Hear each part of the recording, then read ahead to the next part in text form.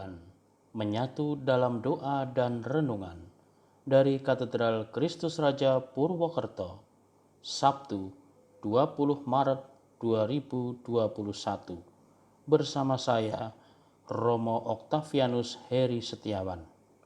Saudara-saudariku yang terkasih, salam sehat dan berkah dalam. Mari kita siapkan hati kita untuk mendengarkan dan merenungkan sabda Tuhan yang diambil dari Injil Yohanes bab 7 ayat 40 sampai 53. Kita siapkan hati kita. Dalam nama Bapa dan Putera dan Roh Kudus. Amin. Tuhan bersamamu dan bersama rohmu. Inilah Injil Yesus Kristus menurut Yohanes. Dimuliakanlah Tuhan. Beberapa orang di antara orang banyak yang mendengarkan perkataan-perkataan itu berkata, "Dia ini benar-benar nabi yang akan datang." Yang lain berkata, "Ia ini Mesias." Tetapi yang lain lagi berkata, "Bukan, Mesias tidak datang dari Galilea. Karena kitab suci mengatakan bahwa Mesias berasal dari keturunan Daud dan dari kampung Betlehem, tempat Daud dahulu tinggal."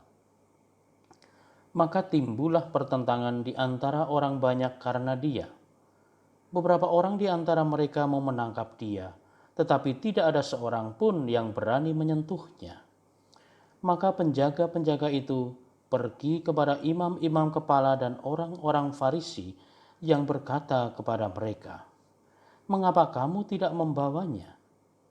Jawab penjaga-penjaga itu, "Belum pernah seorang manusia berkata seperti orang itu." Jawab orang-orang Farisi itu kepada mereka, "Adakah kamu juga disesatkan? Adakah seorang di antara pemimpin-pemimpin yang percaya kepadanya atau seorang di antara orang-orang Farisi? Tetapi orang banyak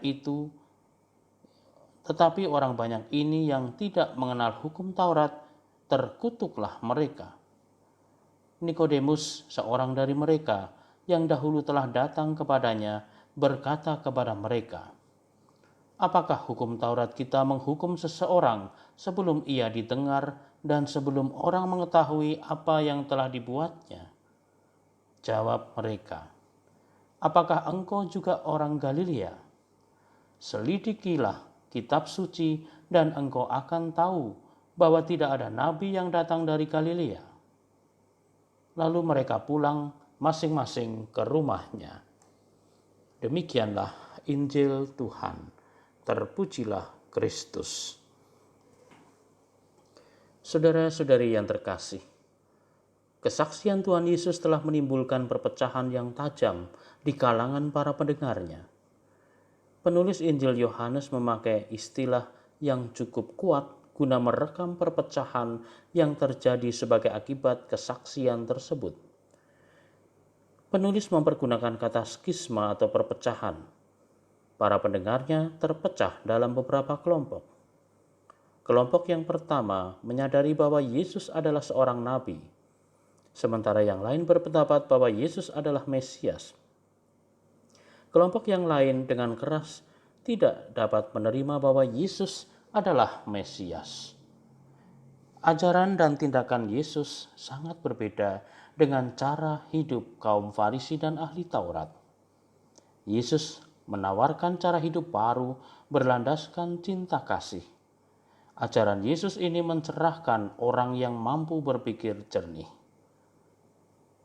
Oleh karena itulah, setiap orang yang percaya kepada Yesus, maka kepadanya diberikan Roh Kudus. Tidak ada orang yang percaya kepada Yesus yang tidak memiliki dan dipenuhi oleh Roh Kudus. Jika Anda dipenuhi dan dipimpin Roh Allah, bersyukurlah karena hak istimewa tersebut. Marilah berdoa. Ya Allah, tolonglah kami agar kami mampu melihat tanda-tanda kehadiran-Mu dalam hati orang-orang di sekeliling kami. Kami percaya bahwa Engkau adalah Allah yang siap menolong kami dalam memainkan peran yang diberikannya kepada kami dalam proses pertobatan di dalam kehidupan kami. Ini semua kami mohon kepadamu dengan pengantaran Kristus, Tuhan dan Juru Selamat kami. Amin. Tuhan bersamamu dan bersama rohmu. Kita sekalian, perjalanan hidup kita, seluruh rencana-rencana baik kita senantiasa diberkati oleh Allah yang Maha Kuasa, Bapa dan Putera dan Roh Kudus. Amin. Selamat beraktivitas, Tuhan memberkati. Salam mendoan.